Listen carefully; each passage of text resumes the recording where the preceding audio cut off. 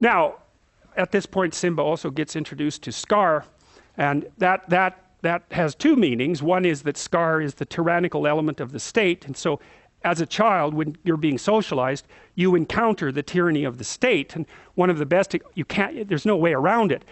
One of the best examples of that is that children are always running around having fun, and they're really bubbly and impulsive and joyous and playful, and that causes a lot of trouble because positive emotion is very disruptive. They'll run around and break things, they'll hurt themselves, and they'll get into trouble.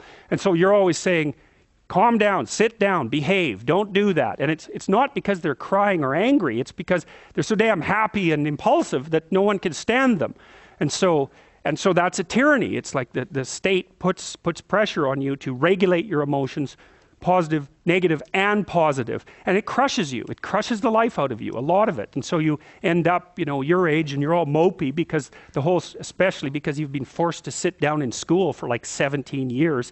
You're all mopey, and it's no wonder, you've had the spirit taken out of you by the process of discipline. But without that, you'd be completely useless. So it's another one of those paradoxical, gifts and catastrophes that you encounter as you move through life. So anyways, Simba, look at how happy he is, I mean, he doesn't know a damn thing. He's so naive, you can tell by, oh, look, it's my Uncle Scar. It's like, and this is not a guy you smile at, clearly, but he's all positive emotion and joy and enthusiasm, and that's not good because that means this character can take serious advantage of it, and that's exactly what he does. And so Scar pretends to be on his side, which is what a good pedophile always does, by the way. And so you take advantage of the child's trusting nature and openness in order to exploit them. And that's what horrible people do, that all the time, including the parents of children and other children themselves. So, there's this false, look at the animators are so damn brilliant, eh? Look at that expression.